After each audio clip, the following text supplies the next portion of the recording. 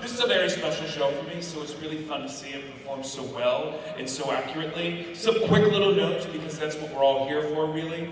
Lava Lord, the beginning of the show is really rough. Woo! Yeah, hold applause. We can hold applause to the end at this point. Thank you. Lava Lord, great job. Really great. What was really special for me is to watch somebody take that really brave, positive risk and approach the audience. Because that's what the story is, right? You need to create a little bit of fear and a little bit of trepidation with your audience. And you did that by letting us know you were this magical creature. Narration, to me, is one of the hardest things. You might hear me say that 9 times today. But it's a really hard thing to do, narrating the story, and you set us up in a really lovely way. I also really appreciated all the lifts and the tricks, being safe. I was scared for James, but I wasn't scared for the actor playing James. Make sense? We should be scared for the character, not the actor. There was a moment, I just wrote you filled the movement of the music to the fullest. There was a little moment where the music was just kind of going, and all of the performers in the ensemble just kind of went, that's why the music's there, so thank you for doing that. You did a really nice job with the dialect. I didn't feel like that the dialect was inhibiting your diction, which was really smart. Your tone was lovely. I've got to save some time for MK, so I'm going to go. Floating ensemble, you were counting. There was a moment where we had little groups, and you were down on the floor, and then you just snapped, all of you. It's that simple movement sometimes. Your choreographer can give you whatever, but if you're not counting, if you're not working as an ensemble, it's ineffective. What was so simple, all you did was this, boom. And I went, oh, right? It wasn't that hard. You had to count. That was the hard part. I would like to say one thing before I hand it off, just something to work on. If you read my bio in the program, my favorite thing in the world was being in the ensemble of a show, and I watch you in the ensemble much more than I watch a lot of other things on stage. Sometimes I counted 3 times where I caught somebody in the ensemble. You guys were so great that I got to pick the tiniest little things, and sometimes I saw this, right? You have to be there.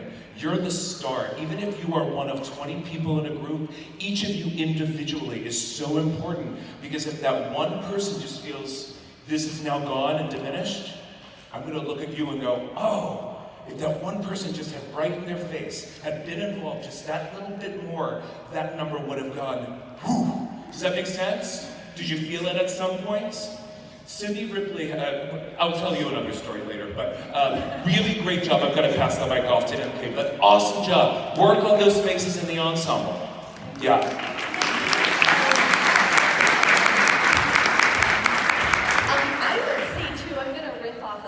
I thought your ensemble work was absolutely incredible. This is my first time at JTF, and everyone's already heard that. And James in the Giant Peach is also a very special show for me, because I wouldn't even be affiliated with JTF. I met Tim McDonald directing this show with professional actors. And I want to point out one thing to you guys after I've got a lot of great things to say.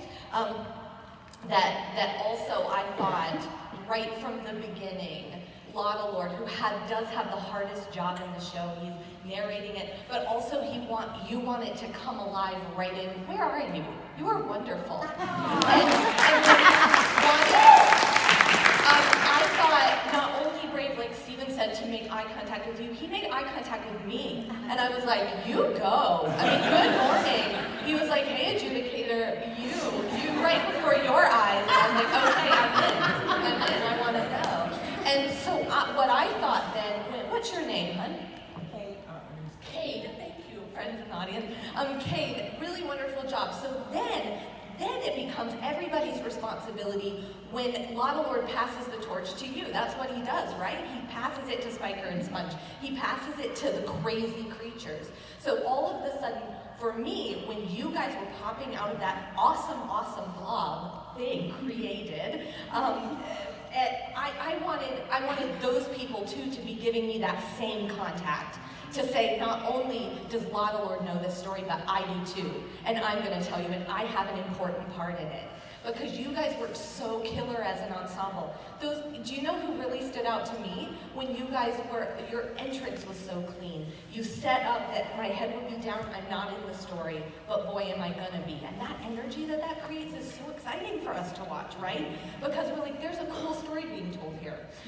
So for me, that focus of my crazy creatures, and the story features lots of crazy creatures, and Spiker and Sponge, man, when you guys pop up the first time, crazy ants, who doesn't know James and the Giant Peach, the story too, so you're like, I know who those ladies are.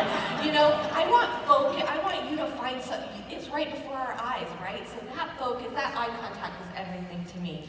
A couple of other things I wanted to let you guys know. I just wrote great ensemble work like 4 times. I think that the way you guys had to move together, the way you guys created the Peach, you're touching each other and working together, that's so awesome, right? And doesn't it feel awesome that you like made that story all together? I was very impressed with all of that.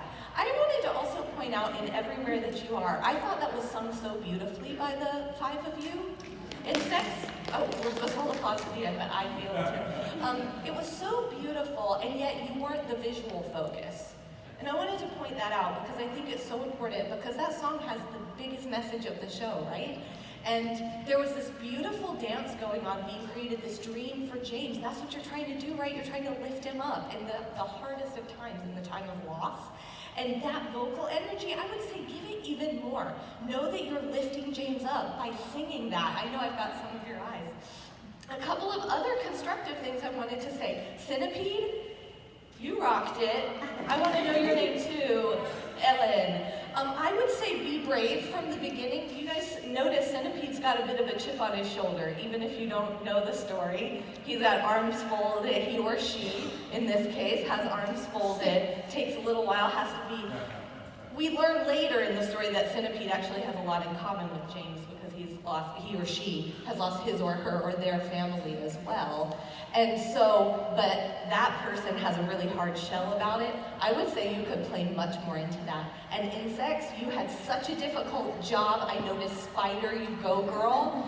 I want to see that physicality more and more throughout. You didn't have costumes to help you, and you have like your green jacket on or your spider legs, but you guys brought out so much of that. I would say bring out more. Know that your physicality tells me so much as I'm watching, and the individuality of those insects is a really special part of the story too. I love talking. See, I worked in college.